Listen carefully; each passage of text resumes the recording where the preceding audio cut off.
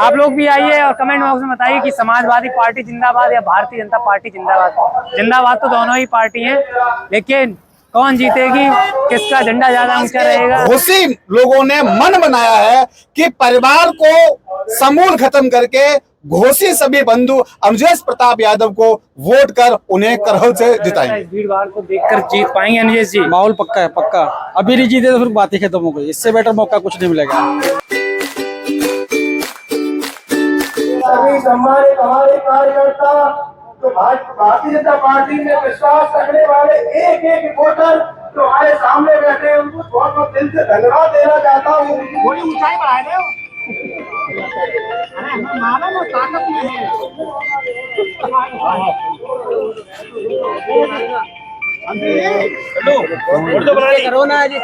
Nomination के बाद क्या कहना चाहेंगे करैल की जनता से? भारतीय जनता पार्टी भारी बहुमत से करैल विधानसभा जीतेगी, क्योंकि जो हमारी कमजोर घड़ी थी उसको भारतीय जनता पार्टी ने पूरा किया।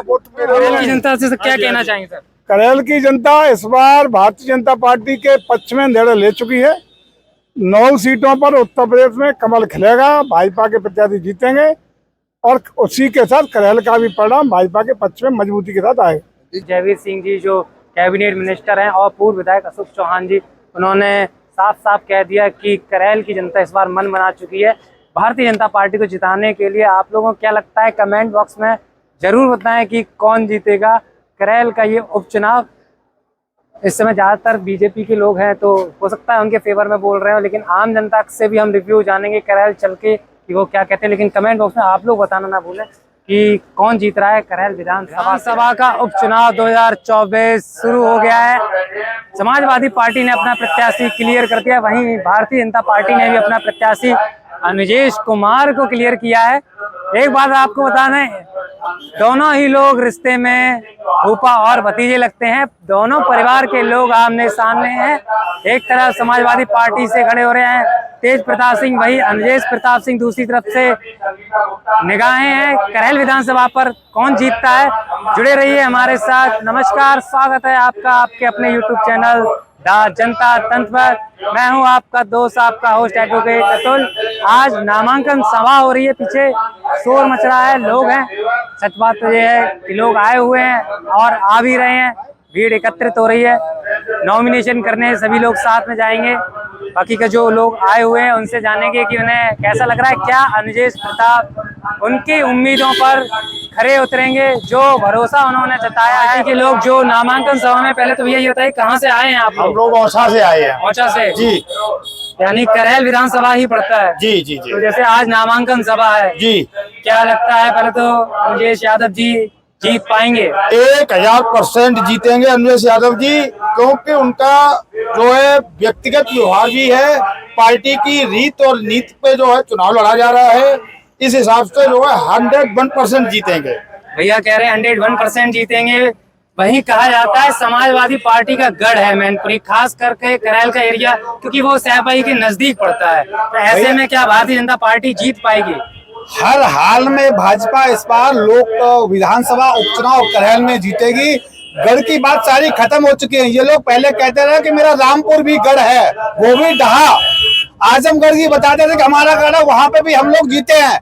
निश्चित तौर पे भाजपा करहल के उपचुनाव में भारी वोटों से जीतेगी। अगर ये गढ़ रहा है तो सबसे पहले ये गढ़ जो है श्रीमान अनुजेश जी का रहा है, क्योंकि इनके परिवार से कई बार विधायक हुए। इनकी माँ हमारे यहाँ से 3 बार विधायक रही है, क्योंकि करैल विधानसभा घरोल विधानसभा का पहले घरोल विधानसभा थी, करैल विधानसभा तो अभी जुड़ी हुई है। तो गढ़ तो अगर माना देखा जाए तो गढ़ तो इन्हीं का रहा है। इन सपा को अगर इस क्षेत्र में अगर पनपाया है, बढ़ाया है, तो उर्मिला जी की देन है। तब तो हमारे यहाँ कांग्रेस को लोग जानते थे, क्योंकि माननीय रघुवीर सिंह मंत्री हुआ करते थे। ये तो वो गलत कहते हैं, गढ़ तो उनके सब टूट गए। आजमगढ़ भी टूट गया और रामपुर भी टूट गया। गढ़ नहीं होता है, राजनीति में कोई गढ़ नहीं होता है। कहा जाता है जैसे कि यादव और शाह के बहुल्य क्षेत्र है, वो नेताजी को ज्यादा पसंद करता है, जबकि अब नेताजी नहीं है। तो ऐसे में क्या बेनिफिट मिल पाएगा भारतीय जनता पार्टी? देखिए, इसमें कतई कोई शक नहीं है, लोग नेताजी को पसंद करते थे। अब वो सपा जो सपा थी वो सपा नहीं रही है। अब की सपा सिर्फ और सिर्फ गुंडों की सपा रह गई है। तो गांव का गरीब, किसान, दलित, मजदूर गुंडागर्दी से अलग हटके केवल विकास के पथ पर चलना चाहता है और भाजपा की नीति और रीत हमेशा सबका साथ, सबका विकास और सबके विश्वास पे काम करने की रही है और इसी तरह से भाजपा काम कर रही है और सभी जनते से भी उनके साथ जुड़े हुए हैं। रोजगार के लिए एक क्वेश्चन उठाया जाता है अपोजिशन के द्वारा, संविधान को लेके कहा जाता है कि संविधान खत्म कर देंगे भारतीय जनता पार्टी वाले, इस तरह आरक्षण को लेके आरोप लगाए जाते हैं, इस पर क्या कहना है आपका? आरक्षण का इनका कांग्रेस ने किया है और कांग्रेस इनका सहयोगी दल भी रहा है। कर्नाटक में भी कांग्रेस ने किया है तो इनका सहयोगी दल रहा है। आरक्षण के बारे में जितना कांग्रेस ने और इन लोगों ने जो मिलकर किया है उसके अलावा किसी ने नहीं किया। भाजपा ने जो भी मतलब किया है तो हमेशा हर समाज के हित में काम किया है। कांग्रेस तो इस बार भी फिर सपोर्ट करेल में भी सपा को ही करेगी। देखिए, कांग्रेस का उत्तर प्रदेश में बिल्कुल वजूद खत्म हो गया है, उनका कोई वजूद नहीं है, उनका कोई ना उनका कुछ भी नहीं है। तो कांग्रेस का तो आप नाम ही ना लीजिए। हमारा मुकाबला केवल समाजवादी पार्टी से है और समाजवादी पार्टी ने केवल परिवार की पार्टी है, समाजवादी पार्टी नहीं परिवारवादी पार्टी है। सिर्फ और सिर्फ अपने परिवार के लोगों को टिकट देते हैं और उनका मन भी बना है। इस बार न केवल यादव समाज के घोषी लोगों ने मन बनाया है कि परिवार को समूल खत्म करके घोषी सभी बंधु अमरेश प्रताप यादव को वोट कर उन्हें करहल से जिताएंगे। परिवार का तो कहा जाता है अमरेश जी भी परिवार के ही आते हैं, सैफी परिवार। देखिए, सैफी परिवार के नहीं है, वो उनका अलग परिवार है, उनके रिश्तेदार हो सकते हैं।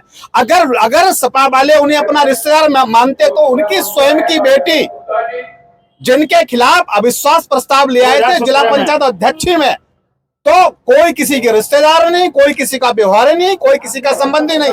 आज के समय में जो व्यक्ति जनता के साथ है, जो किसान के साथ है, जो दलित के साथ है, जो मजदूर के साथ है, जनता उसी के साथ है। आप लोगों को क्या लगता है जनता किसके साथ है? कमेंट बॉक्स में अपनी राय देना ना भूलें और कमेंट बॉक्स में ये भी बताइए कि आप लोग किस पार्टी को सपोर्ट कर रहे हैं, किसको जिताना चाहते हैं। नामांकन सभा में भीड़भाड़ और शोर शराबा हो जाने के कारण हम थोड़ा सड़क के इस पार आ गए हैं। जो इस तरफ जो लोग खड़े हैं उनसे जानते हैं कि वो नामांकन सभा में आए हैं, उन्हें कैसा लग रहा है, क्या भारतीय जनता पार्टी जीत पाएगी। जो यहाँ पे उपस्थित लोग हैं वो सपोर्ट कर रहे हैं, क्योंकि लास्ट टाइम जब हम वीडियो शूट करने गए थे तो कुछ लोगों ने कहा था कि आप तो जाते हैं हम कैमरे पर तो कहते हैं भारतीय जनता पार्टी को वोट देंगे, लेकिन वहाँ से निकलने के बाद जब वोट डालने जाते हैं तो हम समाजवादी पार्टी को दे देते हैं। क्या ऐसा ही कुछ होगा? रैली में उपस्थित जो लोग हैं वो आकर इधर भी खड़े हो गए, उनसे भी जानेंगे कि वो सच में भारतीय जनता पार्टी को सपोर्ट कर रहे हैं कि सिर्फ पार्टी के नामांकन सभा में आए हैं, आने के बाद जब वोट डालने जाएंगे तो शायद उनका डिसीजन कुछ और होगा। तो भैया, नामांकन सभा में ही आप आए हैं क्या? जी जी जी जी। आज वैसे वहाँ पे उपस्थित लोग काफी हैं जी, क्या लगता है इस भीड़ भाड़ को देखकर जीत पाएंगे अनिलेश जी? माहौल पक्का है, पक्का। अभी नहीं जीते तो फिर बात ही खत्म हो गई। इससे बेटर मौका कुछ नहीं मिलेगा। ऐसा क्यों लग रहा है कि इससे बेटर मौका नहीं होगा? बहुत अच्छा मौका है और अभी सरकार राज्य में भी बढ़िया है, केंद्र में अच्छा काम कर रही है, काम भी अच्छा है बहुत। और घोषी समाज से मैं आता हूँ, मैं पूरा सपोर्ट करता हूँ उनका। तो अनिलेश यादव को लोगों को वोट क्यों देना चाहिए? देना चाहिए, वो हमारा घरेलू नेता है। सबसे बड़ी बात तो जमीन पर उसका काम दिखता है और अच्छा व्यवहार है सबके साथ।